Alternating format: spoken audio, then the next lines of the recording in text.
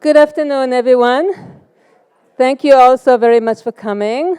It's beautiful to be back here at White Feather Farm. My name is Meira Blaustein. I'm the co-founder and executive director of the Woodstock Film Festival, which is now in its 24th year.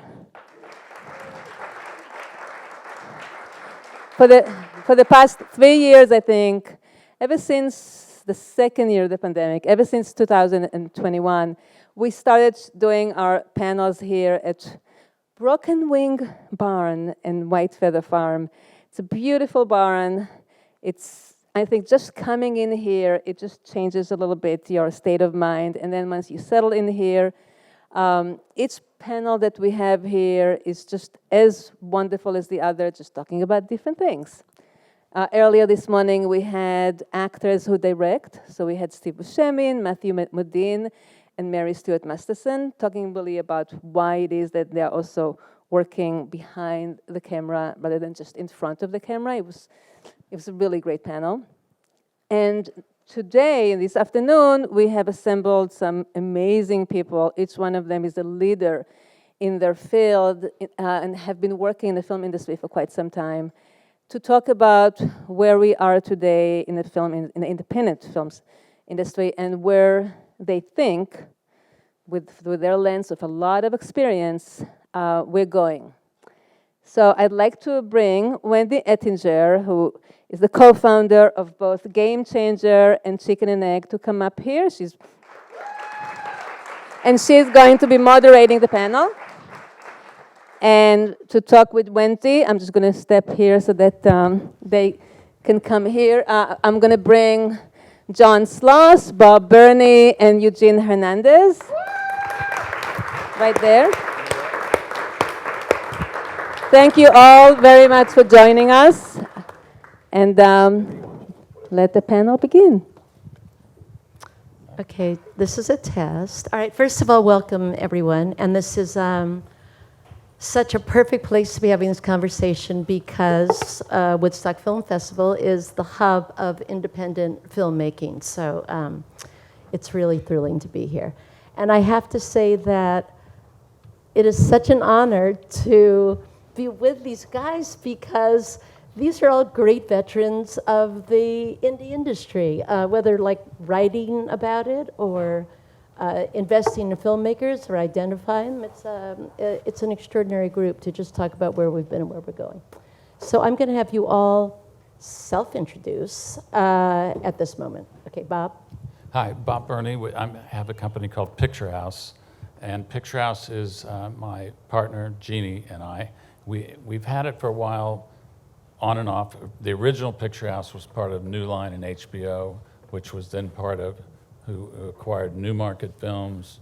So we've had this history, and when I started, I ran Amazon marketing and distribution for a while. Then after 4 years of incredible corporate bureaucracy, I went back with Jeannie to be really indie. And just quickly, I just want to thank Meira and everybody here, and also particularly the audiences here. Been wonderful with the Q&A. We have a film here called At the Gates, and with the director Augie and the composer Julia right there. And I've just loved the interaction in the Q&A. So thanks, Woodstock, and the audiences. Hi, everybody. My name is Eugene Hernandez, and I also want to thank Meira and everybody at the festival. I haven't been up here in a while, and it's really nice to be back. I guess for my introduction, I've been coming to this festival for a while because I like the tagline, Fiercely Independent. It kind of just is something that I always kind of either aspire to or honor in the work I've been trying to do. I'm one of the founders of Indiewire, and I spent a dozen years at Lincoln Center at the New York Film Festival, which is why I typically the last dozen years wasn't able to come up here because it usually conflicted with the New York Film Festival. And now that I have a new job, I'm running the Sundance Film Festival and public programming at Sundance Institute. It means, well, it doesn't mean my schedule is any clearer because we're in the throes of selecting the lineup for the next festival right now, but it does mean that I could break away from that work to be back here in Woodstock, and it's so nice to be back here, and I'm thrilled to be invited. Wendy, thank you for hosting us in this conversation. I'm glad to be alongside two guys that I admire very much, John and Bob, and good to see you. I'm John Sloss, and I want to thank Myra and Woodstock. It's great to be back here, always. And I am most immediately and proudly the co-sales agent of the Grand Jury Prize winner of the Woodstock Film Festival, Rachel Hendricks by Victor Nunez. There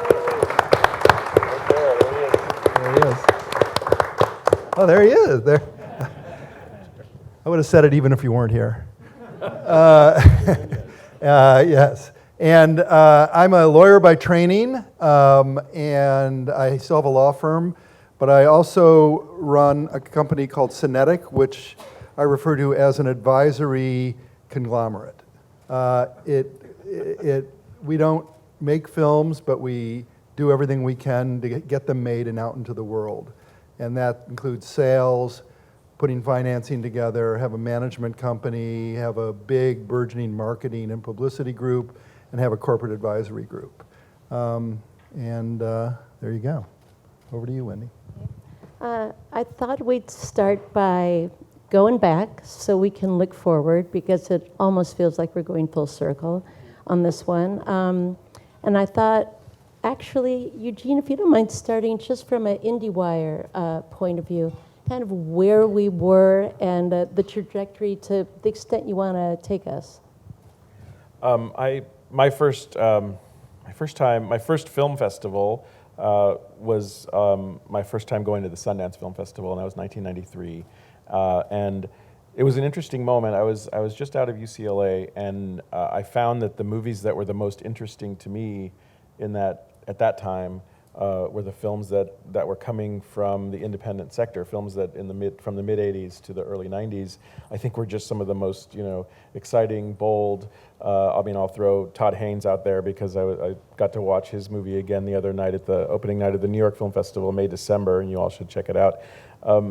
But Todd's film, or Paris is Burning, a film that a few of us were talking about last night. There were so many interesting movies coming out of what was an interesting moment in American filmmaking in the late 80s and early 90s, and you can throw in certainly Michael Moore and Spike Lee and Richard Linklater and so many other filmmakers, and inspired by and influenced by the work of like John Cassavetes for sure, and Jim Jarmusch. I think that there were a lot of folks in the late 80s, early 90s that were just really gravitating, like myself and friends of mine in college, to movies that were sort of outside of the Hollywood system, and movies that were not just about something, but also coming from a purely and really respectably passionate place. I thought about that sitting with Victor Nunez at the event last night, because his film was the Grand Jury Prize winner the very first year I went to Sundance, and Ruby in Paradise, the film that won that prize, again, was just such an influential and impactful film. So I think that what that moment really, what I'm thinking about when you ask me the question is just that there was such an incredible movement of films being made kind of in just different parts of the country with a lot of different perspectives and backgrounds. And John and Bob can talk about how that work would eventually kind of seep into the culture through the work that they did to shepherd those films out, and others too, out into the world. And it was against a lot of uncertainty and against a lot of odds that would have, sort of made you think sort of otherwise, that they might not make it, and yet these films did.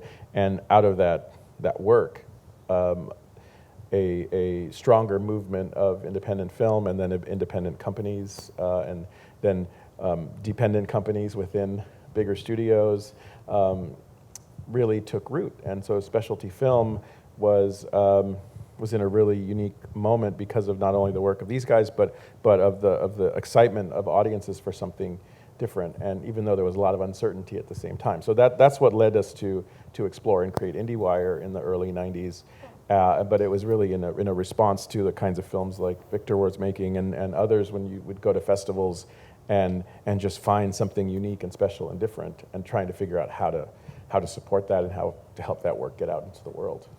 And just out of curiosity, how many festivals were around then in the United States, say?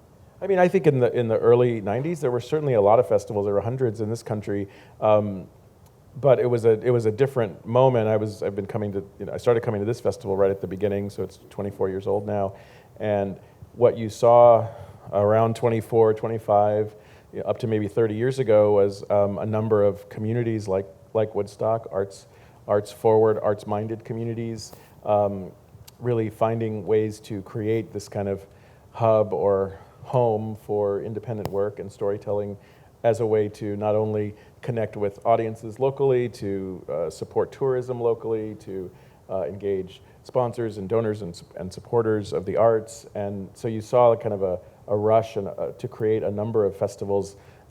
Woodstock has survived, some festivals haven't. Some of those festivals have been attached to art houses. Bob can certainly speak to that, and the art house movement that's kind of led through all of that, and it's continued to face challenges. But we're at an inflection point that I'm sure we'll talk about in a minute, where so many of the underpinnings of the work that I think we've all been doing for a few decades now is either threatened or is changing. Okay, Bob? Well, when in those days, there was also very rigid, rules or guidelines with distributors. And what we found early on is that we had to connect the audience in the films, we just had to go around the existing system in many ways. And, with films like Happiness that had distribution, but then the parent company forbid them to do it and didn't want it ever seen by anybody, And so we were able with the producers to find the money to then put it out. And the same thing with Memento. Memento, we all think now is a classic, but I remember meeting the financiers, and I showed them the film. I go, it's great. And they go, no, you understand, there are no offers at all. Zero. This film will not come out. And I was like, if you raise your own marketing money, we'll do it, Jeannie and I will do it out of our house. And so we did.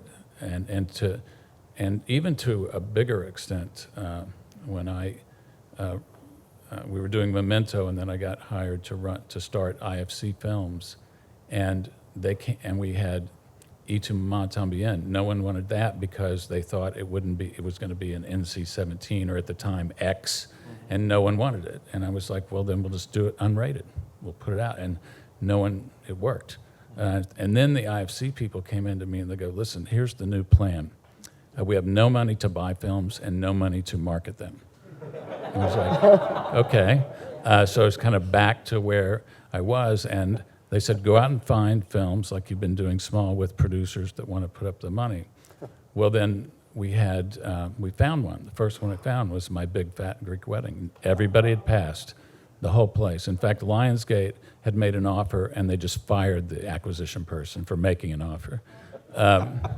So then, and I asked IFC at the time, do you want to invest? You could get in on this. And they're like, nope, we don't want any risk. And of course it worked. And I feel like, to some degree, it's just connecting the audience. And in a way, we are, to some degree, now it's changed and all this booming in the later after that, a lot of opportunities kind of before streaming came in. And in a way, that kind of, we're kind of back to that world now on a much bigger scale, even recently, like Taylor Swift. She doesn't need distribution. She's going right to the audience. So anyway. And Sean, what about you with Cinetic, just growing the company and evolving for all these years?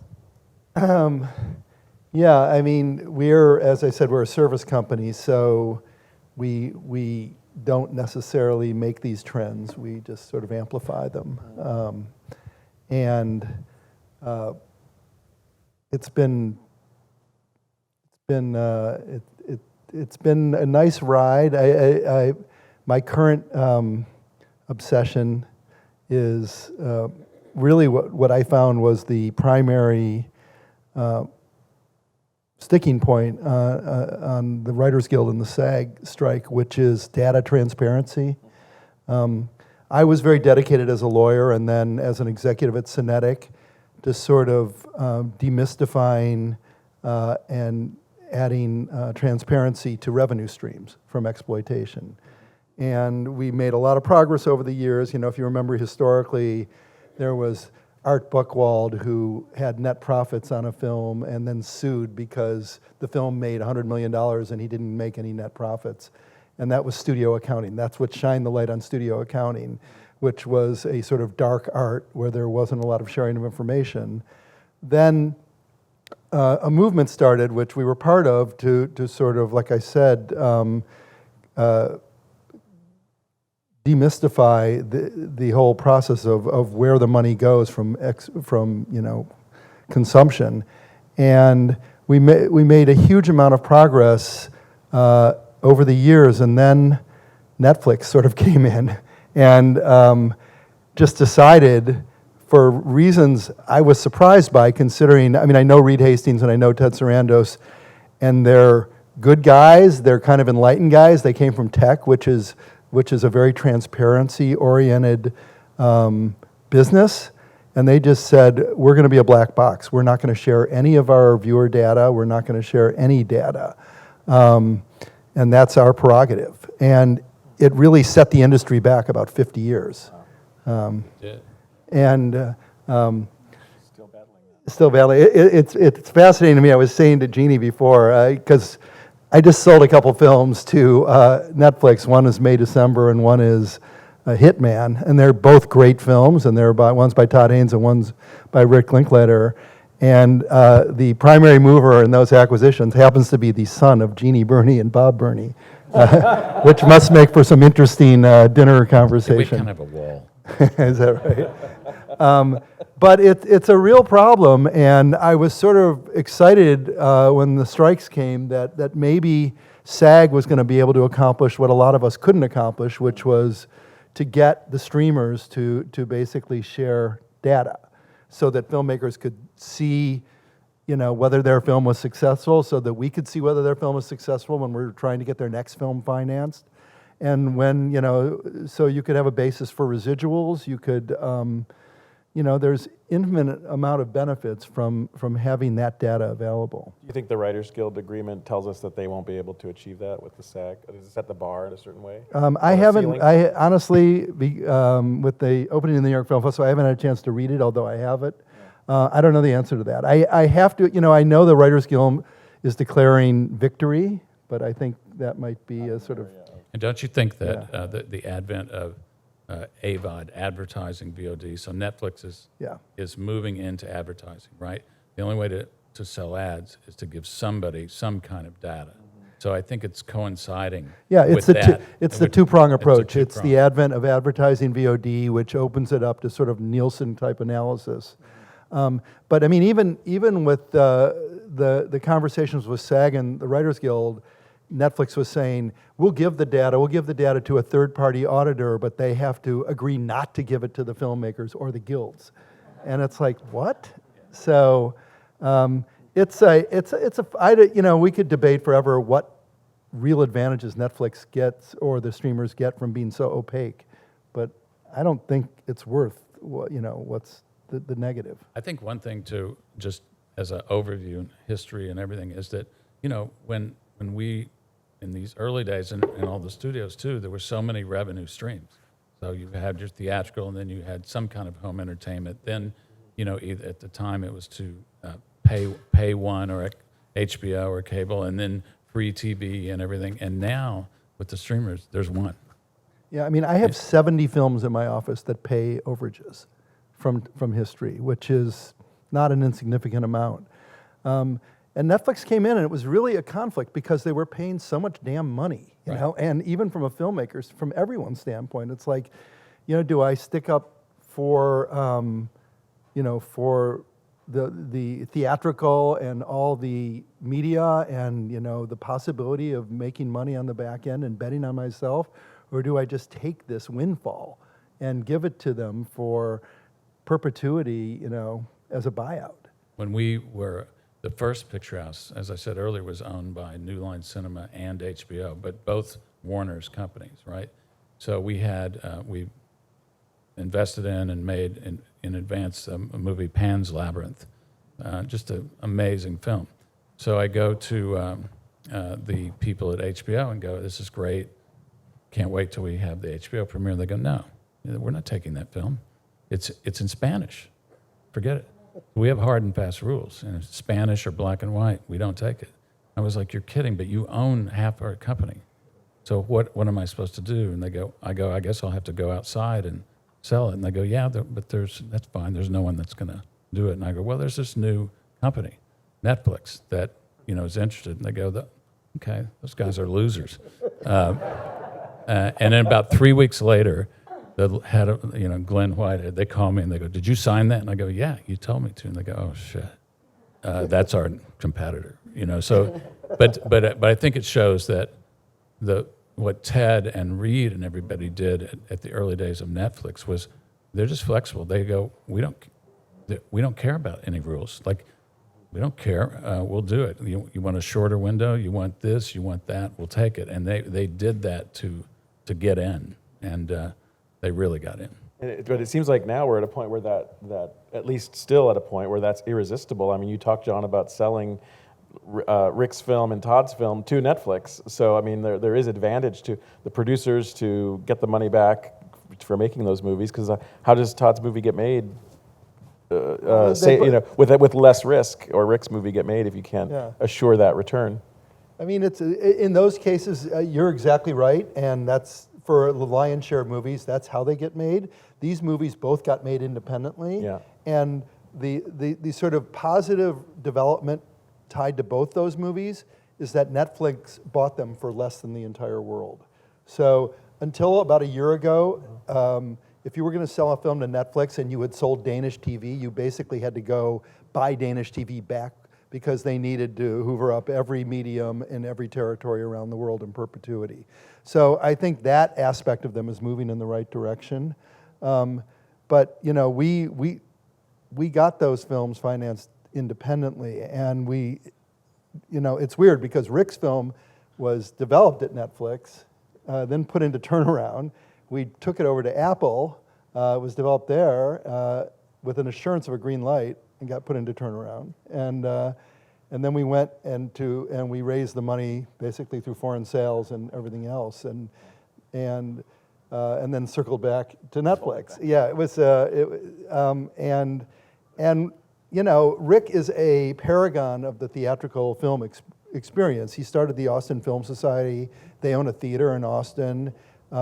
He's very outspoken about this. He made some crack at Venice about the algorithm and how it killed Apollo 10 and a half, is the film he had, the animated film he had before at Netflix. And I said to him when we were selling this film, I said, I hate to be so surgical, but what delta between what we're being offered by the all rights distributors and what Netflix would offer would make you feel okay about a Netflix deal? And he told me what that delta was. And I went to Netflix, I told them, and they said, okay, we'll do it. And it's a change. It's swinging back there. It's a mixture, because although Netflix remains pretty solid in their religious attitude towards theatrical, on the other hand, the other streamers are mixed. Like Amazon, when I was there, we were traditional theatrical. We did theatrical and everything, and it was very successful. Then new management came in, and they said, first of all, I hate movies, and then the next thing was it's all streaming. It's all streaming. Now there's another new management, and they bought MGM, and they're going back to wide release theatrical. So, it is changing and swinging back, but I think when you look at it, what's really tough is for the true independent films, because it's great that MGM will do wide release of kind of blockbuster films through Amazon, but what's going to happen to the smaller films? And there's no streamer that really wants to buy all these smaller indie films and make it like there's. So it is. I think that's the difficult part now. It's tough for the films. A lot of the films here, it's a tough time. I mean, that to me, that's the imperative behind, for all of us, of reigniting the theatrical experience, because I don't think the streamers are ever going to be behind, new voices and independent films. And the only way to really get them out in the world is to put them on in a a theatrical, not a platform like a streamer, where they can be reviewed and where they can sit long enough for the word of mouth to really support them. And that's really the dangerous moment we're in terms of getting people back in the theaters. But it's kind of like what Bob was saying earlier with the thing about IFC, where you're like, well, no money to buy the films, no money to market them, but go have a business. We're kind of at a similar place where, you know, I'm sure you know the size of MG, the size of a guarantee that a distributor makes right now, and you're trying to negotiate for how much you can get them to commit to marketing it. But I was, as an example, not to implicate my own festival in a certain way, but like it was a hard year for sales at Sundance this past year, and it's a hard market right now. I was talking to some documentary producers the other day, and about this, and I was also talking with, it was the opening night of the festival the other night, I was talking with a distributor and said that one of the sales agents, I don't think it was you, but one of the sales agents came to this distributor, smaller distributor, and basically said, hey, we've got like all these films that didn't sell from the festivals this past year. We're literally going to give them to you for no guarantee, no money That definitely up front. was not me. I know it was not, but what they said, You know that. they said it was, we're going to give them to you for no guarantee up front, but just so you can get them out into the theaters. And the distributor said, I don't want to put the marketing money in, so we're not going to do it. So these films are being offered to distributors for no money whatsoever, and the distributors saying, no, we don't want to put the money in. I mean, what is that? What does that portend for what you're saying, which is how do we rebuild that theatrical marketplace? Who's going to put these? Well, I think there's one thing. There is a sort of, like I was talking about in the early days that we do. It's kind of come back to that in a way where we've been encouraging some producers or financiers to raise the money for theatrical in order to generate enough awareness to then hopefully get a VOD or streaming deal, and or it's for awards presentation. Like Jeannie and I have been doing a lot of documentaries with National Geographic, who really want theatrical, and they give us the time and the actual window to do that. But of course, it's all funded by Disney and Disney Plus. They do realize a value in having a theatrical release and a word of mouth and awareness for streaming. Kind of like when I did that at Amazon, there was a real value in doing that. But not everybody can raise the money, and you know. It's hard, but I think that is something that, you know, way to do it. There's been a lot of theaters, like Rick's and everything, sort of nonprofit theaters there's been a lot of those that popped up. A lot of our art houses are gone. They didn't make it through that. Like in Los Angeles, we've just been devastated. Like the Key Landmark Theater is gone. ArcLight, which was the most important theater, they all went bankrupt. And some have reopened. But a lot of them, like we just had, it's so strange, near our house in Eagle Rock, Vidiot's, the famous video store where Quentin worked, reopened with a theater. And I was like, it's a great sort, but it's a good one, but it's a nonprofit operation. And, you know, I was like, but are you renting DVDs? And they go, yeah, we're really busy. I mean, it's really strange. I was at Vidiot's the other night for the re-release, or the release of the restored Stop Making Sense. And I mean, you know, people certainly out the door to see the movie, and it was like the kind of preview opening with the band there and everything. It was an amazing night. The audience danced through the entire screening. I mean, literally, like just up the entire. It was like being at a concert. But on the other half of the business, to Bob's point on the DVD side, there were the rental business was packed. The room was the rental store was packed. Like people were there to pick up their a DVD at their neighborhood. It's a little, it's kind of a hipster cool thing. It's kind of like vinyl for records, yeah. Yeah, at vinyl, yeah. But I do think, that people that come to those experiences or events, like we try to eventize our theatrical movies, like a lot of Q&As, a lot of special events afterwards. And when you do that, people really remember the experience that they had before. And it's starting to happen, I hope, with a younger audience too, that there's something out of it. Yeah, and there are these movements in parallel, sort of springing up. Whether it's eventizing, whether it's the rep house stuff. You know, my daughter, my 19-year-old daughter, took me to 12th and 2nd this summer to watch Roman Holiday on the big screen, and it was packed. And there's more and more of that stuff. Tom Quinn released Old Boy, and it grossed more 20 years later than it did 20 years when its initial theatrical release. And you know, at the same time, parallel to that, there is this movement toward disintermediating distributors that Bob referenced Taylor Swift, but there are a lot of people, you know, it's the promise presumably of the internet to connect directly to your constituency. And Kevin Smith was an early, you know, advocate of that and beneficiary of it. And these guys I work with, Broken Lizard, who did Super Troopers, the story of how they got Super Troopers 2 made is like a huge success story of going straight to your audience and getting them to sort of buy in to support that process. And that has to, while we're doing everything we can to get the audience back to the theaters, these new methods need to be supported. And Yeah, it's tough because with the art houses, a lot of them have literally gone away. And then that leaves the bigger circuits, right? So, but AMC and Regal, but after the pandemic, they're like, look, we love your films, but if we're not going to go bankrupt again, we have to play Marvel on every screen. And when we're slow, you know, okay, maybe we'll take care of you. But it's tough, and Regal's even worse. They're like, we literally just went bankrupt, and we can't afford to risk anything on something that's not a sure bet with big studio backing. So it's become tough. And what I think about, and Wendy, you're so primed to share intel on this. What I think about is like what kind of pressure that puts on filmmakers.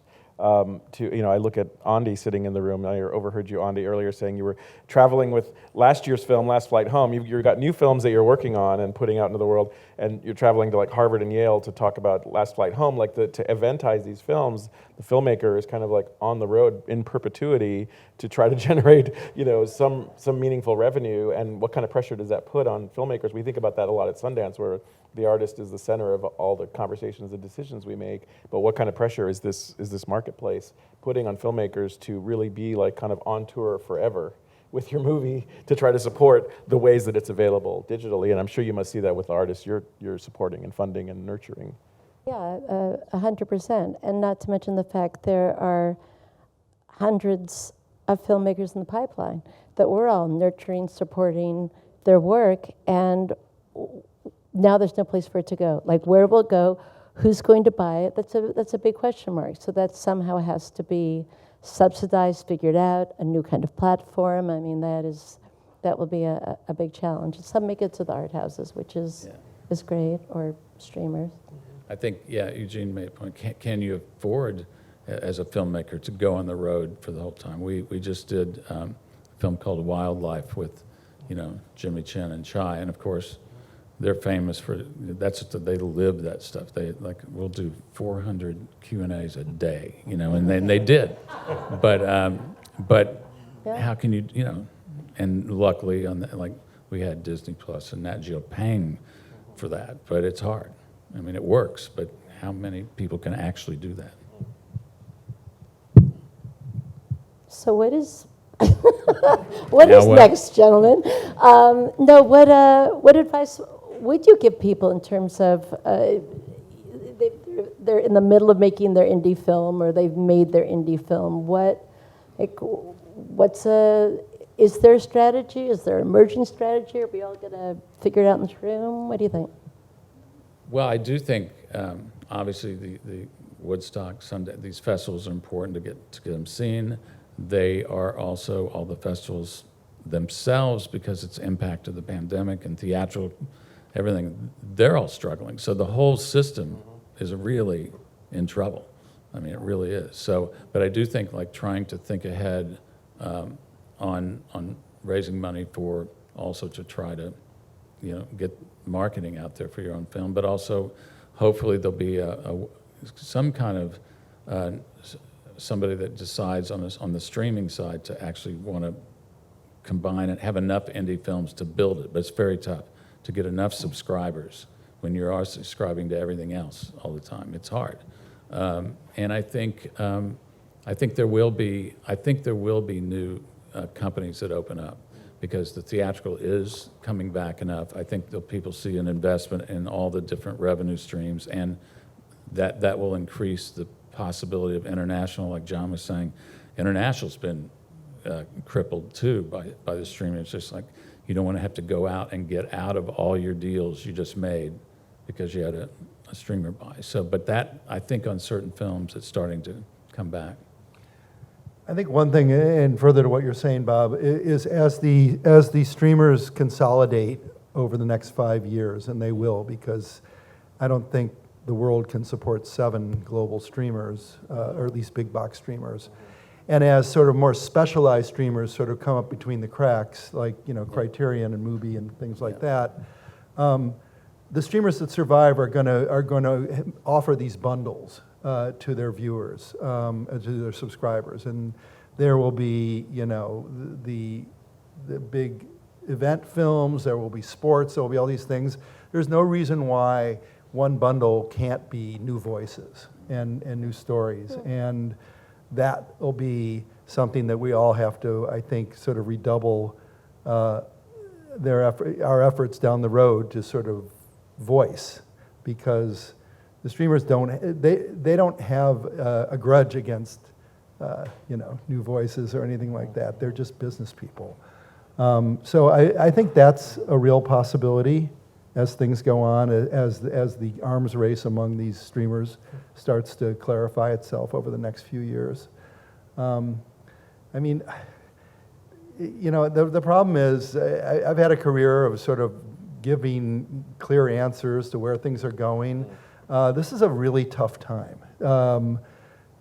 because I think unless that happens with the streamers and unless people start coming back to the theaters, we'll hit around the edges with people who can raise marketing money and take their own film out and go to the Greenwiches of the world or something like that. And hopefully Bob will stick around and keep doing this for the next 30 years. And but this is a very, very hard time, and there's not actually a very clear answer to it. I mean, you can say to filmmakers, you should go get in and start directing episodics and things like that, and maybe that's a focus instead of raising money and making the film you always wanted to make to show your voice. But that's also not an easy world to crack as well. So there's no really clear answer. I mean, I think the building on that, thinking about just where we are right now with even just being at this festival, I mentioned the tagline "Fiercely Independent" earlier, and I've been thinking about that a lot.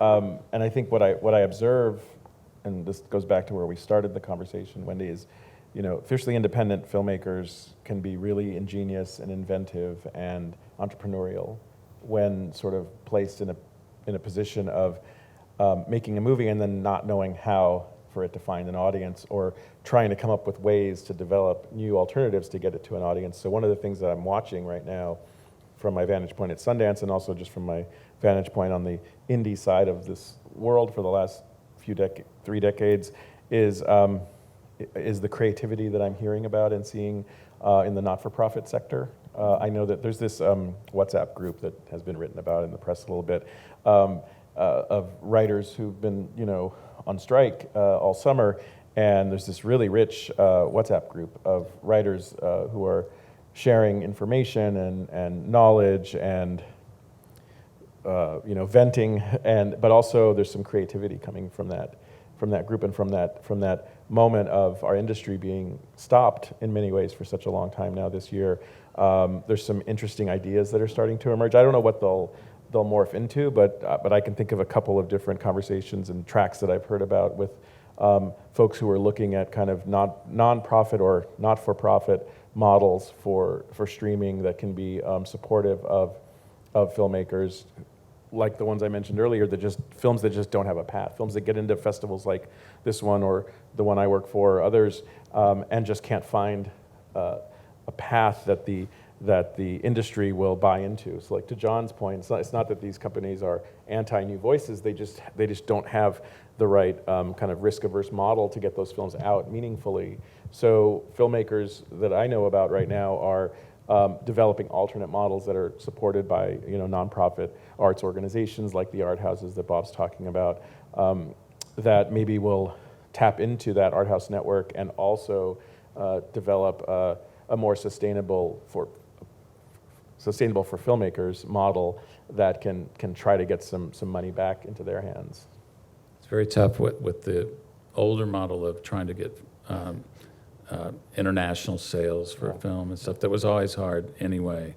It's even harder because you start thinking, well, maybe we should have, and nothing, I like him, but Jason Statham in our new art house movie. You start going, that's how you sell it, or it has to be a certain genre with just the same thing to get the money, and there's got to be a better way. And I think when we get out of the pandemic, it's gonna of the after effects. Hopefully that'll change a bit, or there'll be some hit movie that's so different that everyone goes, yeah, now we want to make that same movie again, which is usually happens. I think that was Everything Everywhere All at Once. Yeah, that was it. Yeah. No, this is a little bit of a pivot, but I don't want to let it go unsaid before we're done with this panel, and that is, there's an interesting sort of three-dimensional chess game occurring with the streamers, with the platforms now, where you see people like Max is licensing programming to Netflix, and it's actually increasing its viewership on Max, and there's another sort of related phenomenon, which is, even though it's a reflex for the streamers to want to buy something in perpetuity, if you really press them, they will tell you that the practical value of it to them is at most 18 months, and most, because they're not really library players. And so to the extent the people who do what we do can take advantage of that, and the willingness to sort of license to their competitors, then maybe the future is about selling films to someone like Netflix for 18 months instead of perpetuity, and then creating the aftermarket and the possibility for profits, and just expanding viewers around the world by taking it off that platform and licensing it in other places. Yeah, no, I agree with that. That goes back to the, how it was with multiple revenue streams. So there's some hope for the investors to return it, and I do think I've seen that with shorter licenses and stuff. Can we convince Bob and Jeannie's son at Netflix to try that out? Well, we can call up Sean and see if he'll give it a chance. Yeah, actually, it was interesting because our other son, Liam, was interning at Disney before all this happened in the DMed group, and there was a lot of discussion about that. The retaining the brand and image so much that you're also turning down millions and millions of dollars by not doing that. Right. And I think that trend is happening. Yeah. And what role do you all think technology is going to play into all this, or has played? I mean, in good ways, like DVDs, VCRs in the past. I think on the marketing side, it's been amazing to try and reach the audience directly without lower expense. So it gives the bars lower, the technology. One interesting thing in the theatrical world is it's only been like 2 years since these virtual print fees stopped. And so in other words, for the past 12 years, there's been even though you're just sending it satellite or sending a drive, we've had to pay $1,000 each one to the theaters how did they get them to stop the virtual? Well, there was an agreement that it expired, and then of course some of them it's like crack. They're hooked on. They try to keep it going, but that's reduced the cost of on a fairly wide release film by 20% or more. So technology's been helpful, and also the kind of trying to get the exhibitors to get out of their own way in a way, like thinking about how to program, not do you have to hold it for 4 weeks, to get in? No, why don't you just, have certain shows or play certain films on the weekend, and, now you can do that you can just easily program all these things. So we had we were working with Apple on a film called Spirited last year, putting in stuff in theatrical, and, I found that it was partially because of the pandemic and there was desperation, but I got the exhibitors to really change and accept some day and date, which they were totally against. And also to say, well, just play it on the weekends, or just play this and play that, and all that kind of idea of programming. It's more like in the UK and Europe, they do this all the time. So I think just also just looking at everything in a different way on how you program cinemas will help. Yeah, I mean, there's this movement developing where films get released in theaters, and then when they go below a certain per screen average or a certain number of screens, it triggers, the VOD availability 3 weeks later. So it can be that flexible. Yeah. And technology, because, just like there's very little long lead press anymore. I mean, marketing can pivot on a dime and really create awareness very quickly. Yeah, that's one thing we've learned is that like the sort of call to action has to be quicker now, rather than these, setting the trailer 6 months. And even on the major studios, it's got to be like you either have to go buy a ticket or be able to pull it up somewhere. And that's been a real change. When the theaters closed, we had a film ready to come out, and everything closed, and we pivoted to premium VOD, and we're able to really, it was a great learning curve on learning how the marketing and the sort of just pacing of how you promote the film, how you buy media, and everything changed. And it was a great lesson to learn that I think can be applied just to straight theatrical as well. If I could, I'll tell a quick story in response to your technology question. And I referenced it before, but the guys who made Super Troopers, which was a film I think we sold to Searchlight in 2002. Yes, it was 2002. It was a big success, shipped $60 million in DVDs and things like that, and it was a tiny film that played at midnight at Sundance. These same filmmakers, 17 years later, wanted to make Super Troopers 2, and Searchlight basically owned the underlying rights from having bought the film, and they went to Searchlight and they said, we have this great script for Super Troopers 2, and we believe our audience is still there, and they will come out to see it, and it'll be a big success. And Searchlight basically said, we don't believe you. We think that 17 years is too long, and all your audience are all potheads, and they have very issues with memory and things like that. So we don't think they'll turn up, and so we're not only are we not going to finance your sequel, but even if you find a way to finance your sequel, you're going to have to bring $10 million of P&A in order to get us, and then Searchlight will release it, and they'll release it at full fees or something, really. And would they let them have the rights back to, or did they? No, not at all. So we all met, the filmmakers I met, and at that point I was really obsessed about crowdfunding, because I think crowdfunding, not as some kind of tokenism and your rewards, but literally as a way of rewarding your core audience and pre-selling consumption to your audience, just like they do with musicals on Broadway, where they'll sell $10 million of advanced sales. There's no reason why the filmmakers with audiences can't do that. So I said, well, maybe we need to prove to Searchlight that your audience is still there and still supports you. And so why don't we go to Indiegogo? It was Indiegogo, which was a more democratic. You were Kickstarter was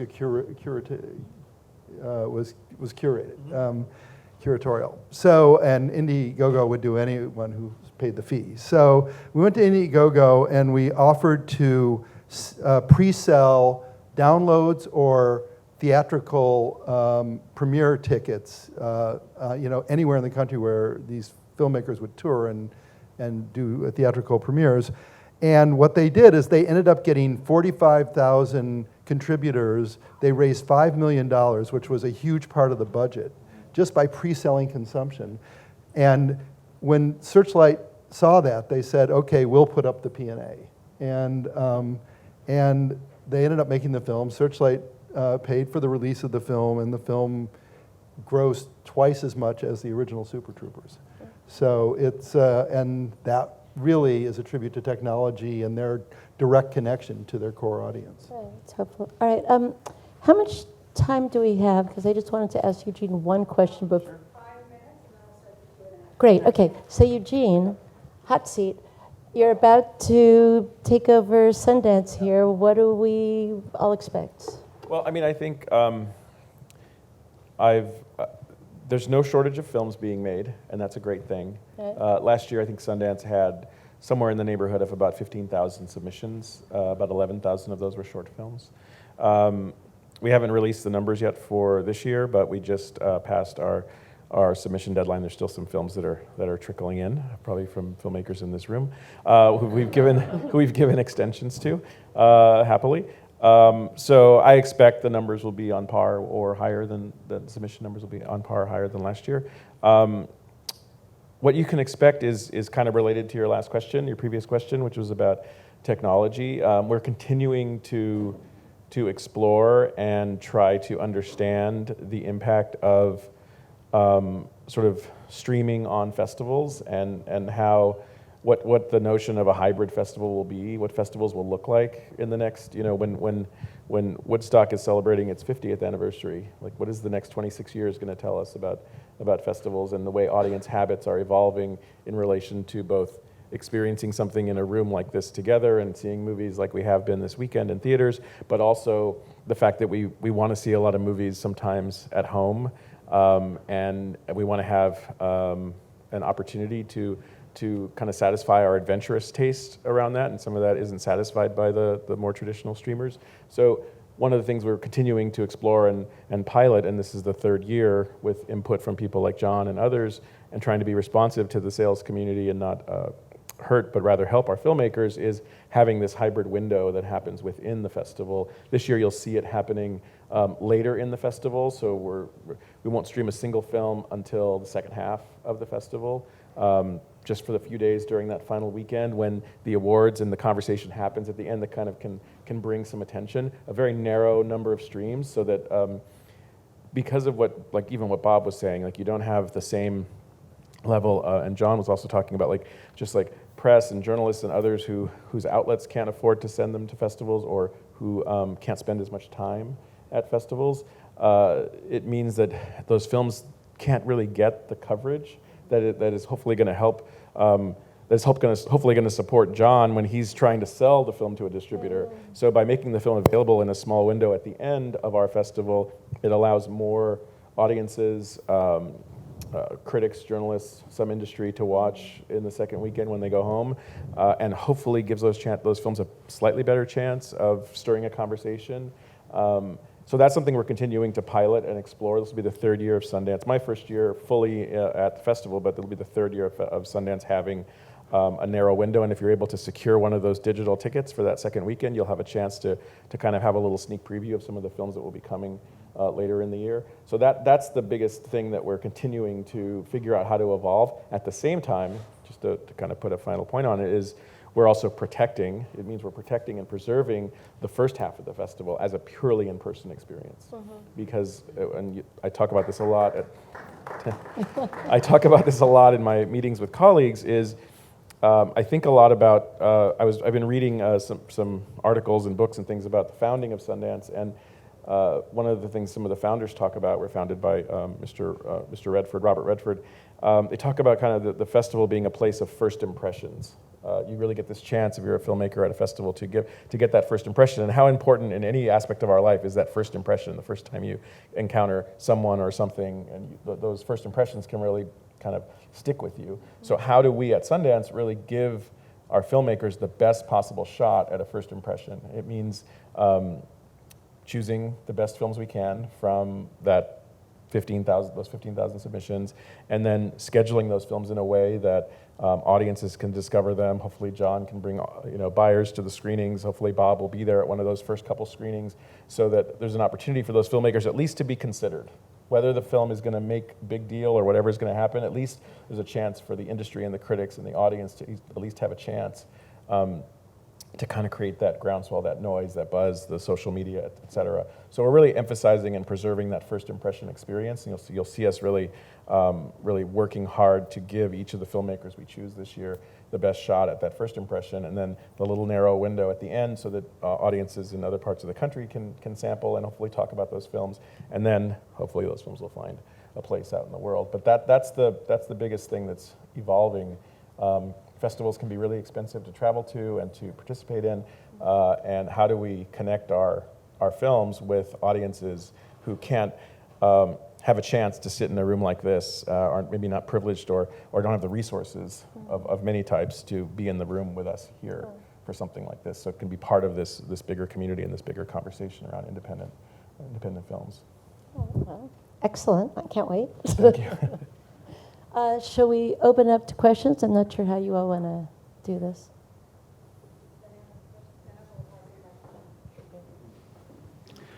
Well, I've been a long time video maker, and a certain kind of documentary I call advocacy videos. But so I've had this phrase for many years because it bothers me, the aftermarket for documentaries I'm talking about now, that there isn't one. Very few get a theatrical release, a few, but not many, and then they make the festival circuit, and what?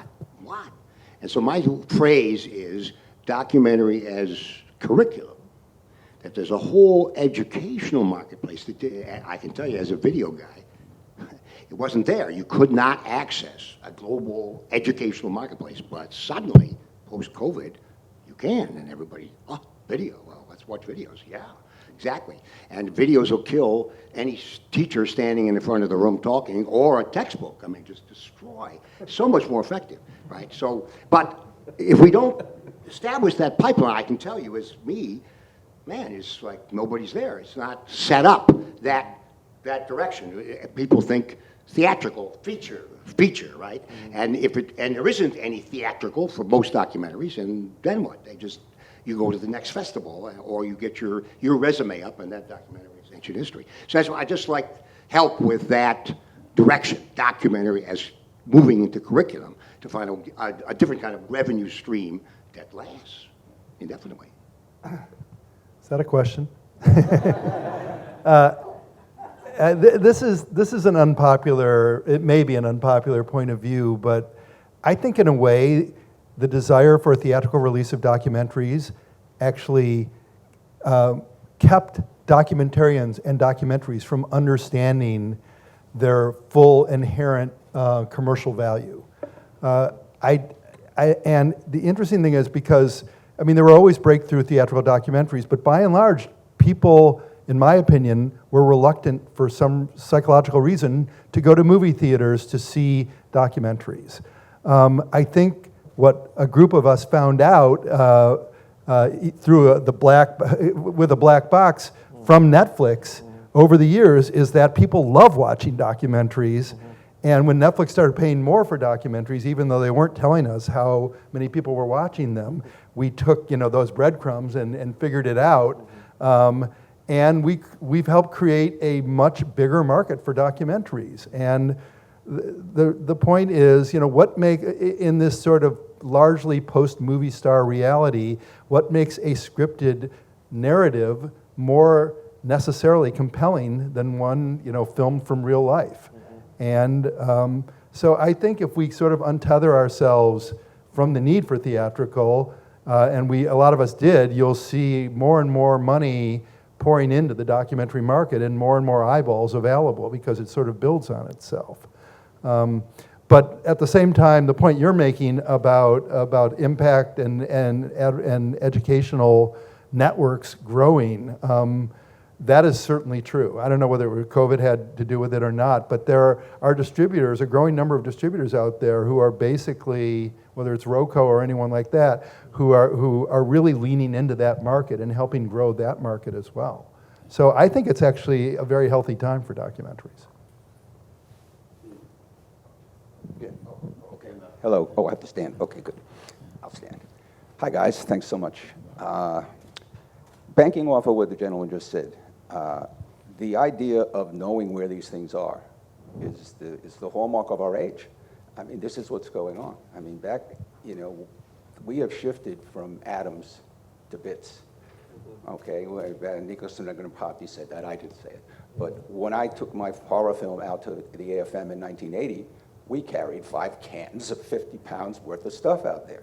Now, I sit there, I push a button, and it goes out all over the place. So we're in a creative destruction mode with our business, which has had 100 years of distribution mechanism making it work. And we're also in a creative growth period with it, trying to figure out how it's working. But at the same time, it's changing beneath our feet every day. And everybody's trying to keep up with it. And now, you know, streaming as a business is mostly North America, if I have it correctly. It hasn't really moved in big time into Europe and other places in Asia.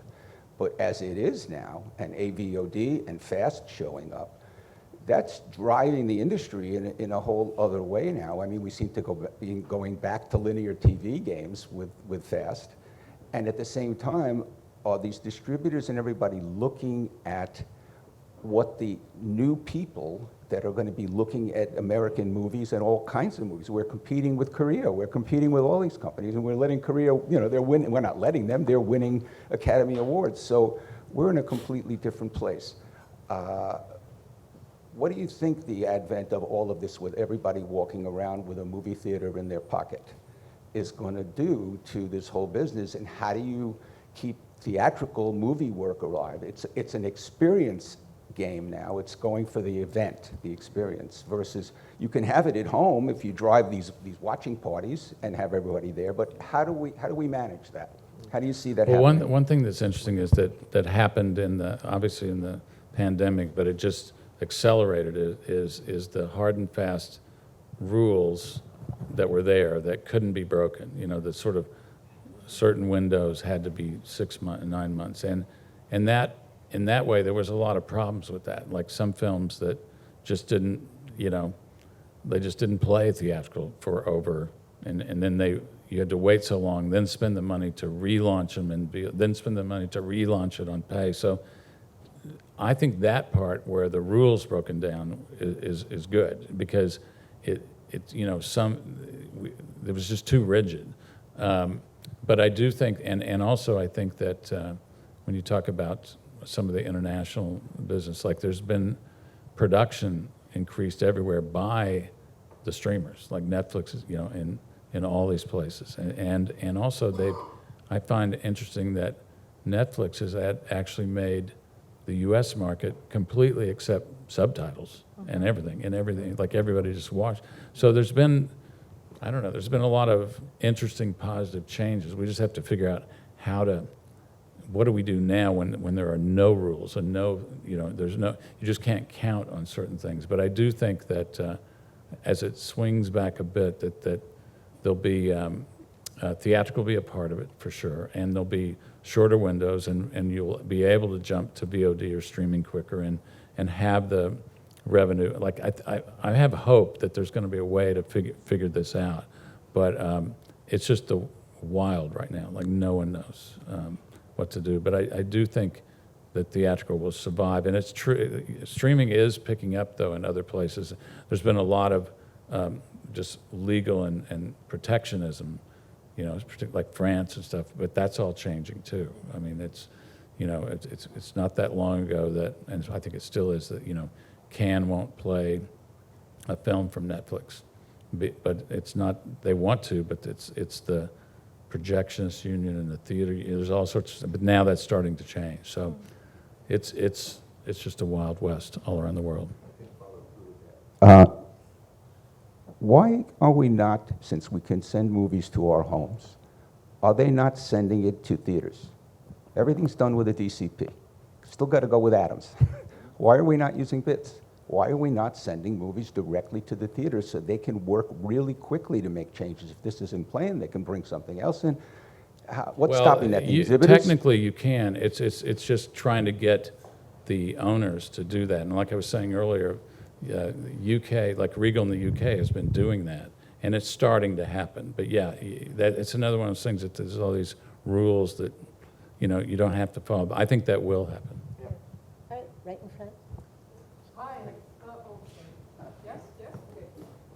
Hi, I'm just wondering, is there any conversation or thought about personal ownership of films again? I personally love my DVDs. I love the privacy of watching whatever I want to watch when I want to watch it, and having them on a shelf and having books on a shelf, and now everything is not my property. I may get a download, but mostly I just get tracked while I'm watching. So what are the conversations about that?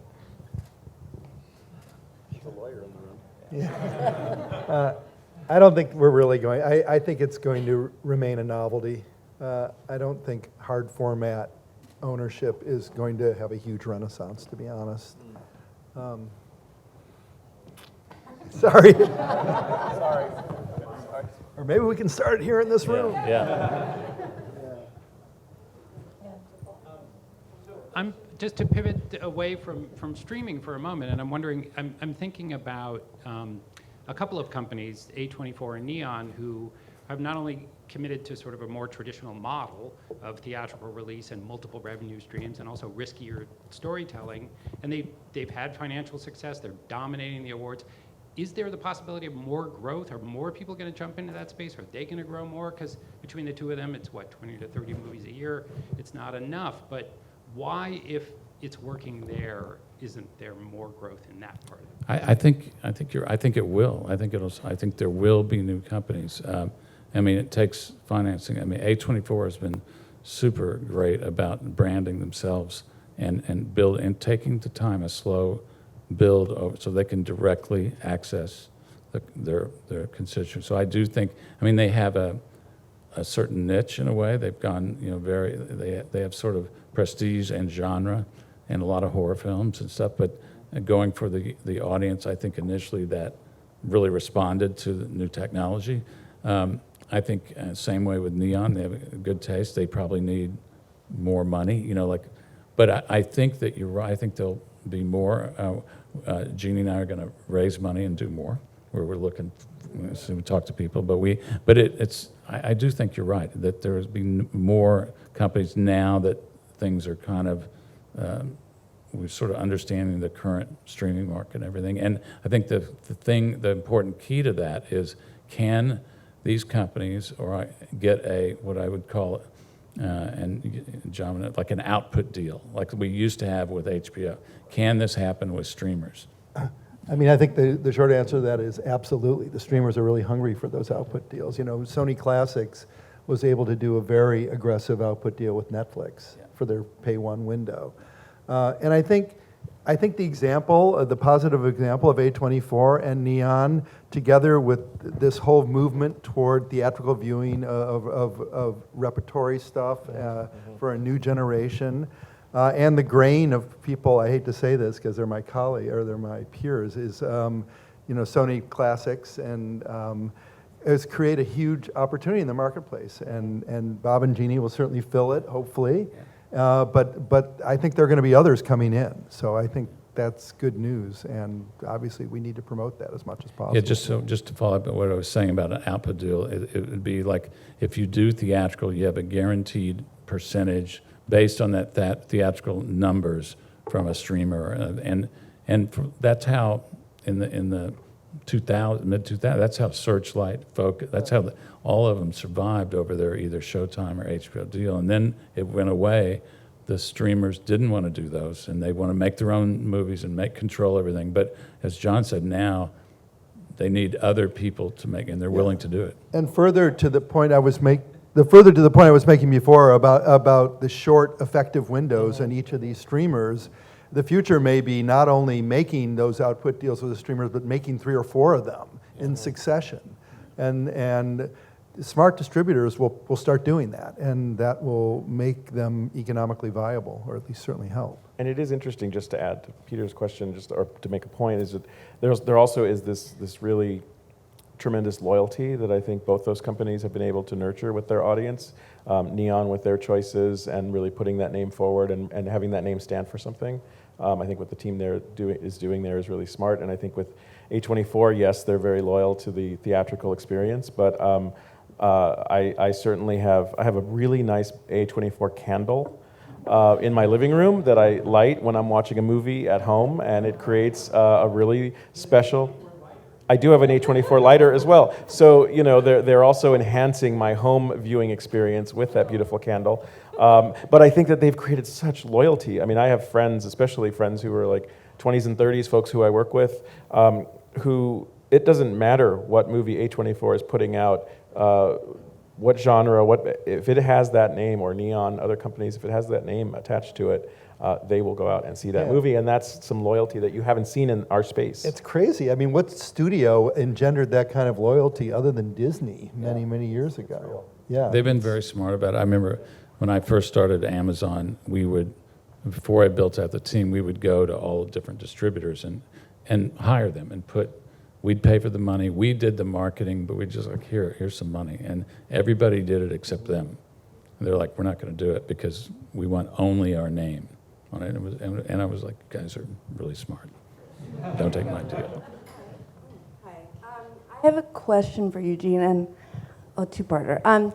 What does the future of film festivals look like right now when things aren't selling? Like, what impact is that going to have on festivals? And John and Bob, are we going territory by territory now? Are films going to sell?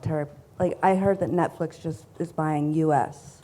distribution. They're not doing worldwide. Especially when Netflix is doing worldwide. Yeah, I mean, no, but for, like, let's say documentaries. Some documentaries are just picking up U.S. rights for. Is that the wave of the future? Well, I'll take part of that question, obviously, is the festival part, and John and Bob can speak to the industry side of that. I mean, I think we're trying to figure that out. Addie, I think that it's like, I hope that there still remains a place, and we're investing in continuing to create spaces where, like this, we can come together, have conversations, get to know each other, sit in the same room together, watch movies in the same place. But again, these are privileged spaces, and at festivals, there's limited number of tickets, there's a limited amount of access, it can be expensive to come to. We talked earlier about like festivals, to Wendy's question, like festivals kind of where we were 25 years ago. So many festivals we all started going to 25, 35, 45 years ago. We're a little more down and dirty, a little more indie. And the festivals have been so successful that it's a little bit harder to crack the nut of some of these now increasingly expensive towns to be able to attend a festival like this. So that's a challenge. So that's something that I think festivals have to figure out how to react and respond to, continuing to do what they do best, which is bringing community together, often in connection with an art house or an art house audience. Up here you have Upstate Films, for example, and I'm assuming many of you who live locally watch films there or participate in some of the events that the Woodstock Festival does year-round, to have that ongoing connection with the organization and with the art house or with the festival group year-round. But we're also at Sundance really thinking about the digital piece of that. How do we continue to engage and support artists through digital technology, digital opportunities, through streaming throughout the year? And so that's something that in the public programs side of what I do at Sundance, I'm really trying to think about and listen to and learn about how audiences want to engage with movies, and how Sundance, for example, can be a bridge between the artist and the audience. In partnership with institutions like this one and other art houses, we support the Art House Convergence Network. Sundance is the fiscal sponsor and has been nurturing this Art House Convergence Network of theater owners, independent nonprofit theater owners around the country. So how can we collaborate with them to help support this infrastructure that is already out there and it's very loose and kind of maybe needs a little bit of support to sort of continue to survive amongst, or amidst all of the other mainstream theaters that are also going through these big changes that Bob was talking about earlier. So that's the festival piece of it. I think the festivals will continue to evolve and probably will look a little bit different increasingly, but on the industry side. I mean, in terms of documentaries, more than half of the documentaries I sell to, at least to the platforms, to the streamers, I sell for the world. So that is a very real possibility. The ones that aren't, documentaries have a challenge, as we're growing, as we're trying to make the world aware of the fact that people like seeing true stories, let's say it. We are, There are documentary sales agents who do very well selling territory by territory. I can give you the names of a bunch of them afterwards. But so that's a very real market internationally. There are some territories, and this was always the rap against England, or the UK, that they had such a high level of documentaries on the BBC and Channel 4 that the idea of people going to the movie theaters to see them, or of you know, watching them on Netflix wasn't as you know, enthusiastic as in other territories, and that's, I think, in large part true. But it's anecdotal. It's territory by territory, but there's still a very vibrant market, both globally and territory by territory.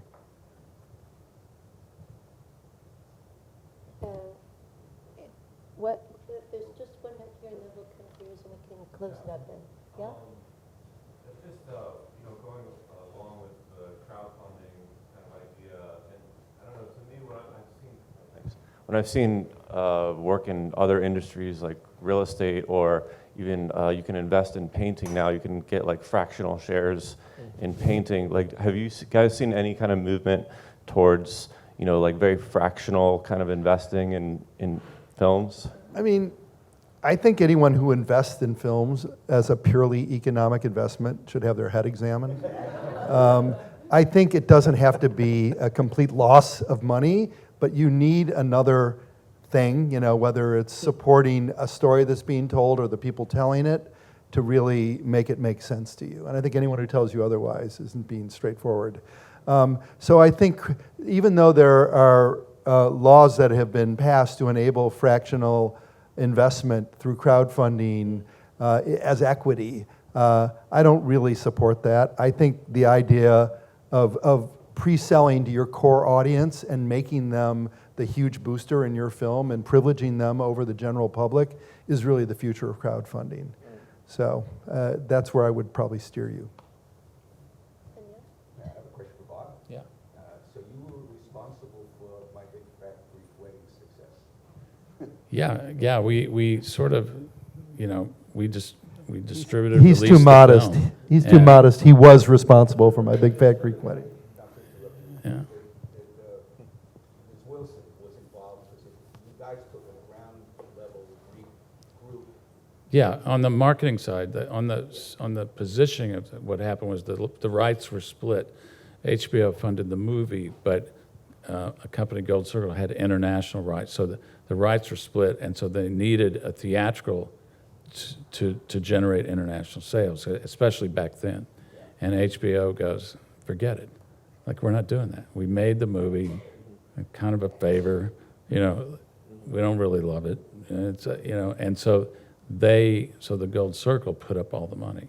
But we did work with the filmmaker, with Rita and particularly Gary Getzman, on the idea of going through Greek churches and everything and doing everything different. And I think the most radical thing we did was we kept the film, even though it was through the roof, we deliberately kept it at 500 screens. We started small platform, and everybody, the exhibitors, like, well, come on, let's go wide.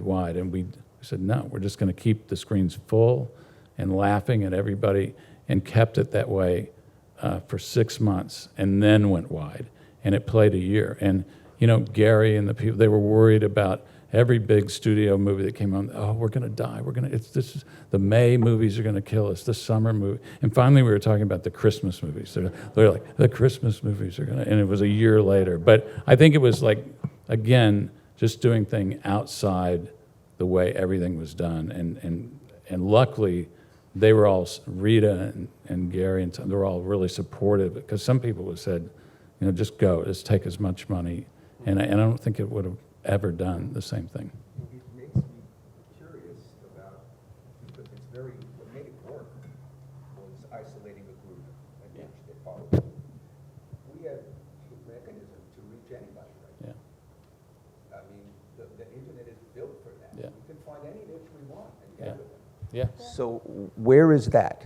Who would be working on that? Well, I think all of the distributors are. They're as work. I think the idea is to collaborate with the filmmakers who know their audience and know their product, and work with them to do it. And now we have the technology, we can do it more. Back then, it was really like literally just, Yeah. one city so I think we do have Is the there an technology. example right now of somebody who's pulled off a hit by using that mechanism? Well, I think almost, I would say, everything, the A24 film, and I think they do that really well. Yeah. Oh, and particularly the. No, that was different. That was Apple, which I think, in a way, I don't think they did, because I think that film actually would have benefited from a longer theatrical and word of mouth and stuff, and they kind of threw it out, in my opinion. All right, well, thank you all for a very candid Thank you so and much. thoughtful, and thank you all for coming. Thank you, Wendy. Thank you so much.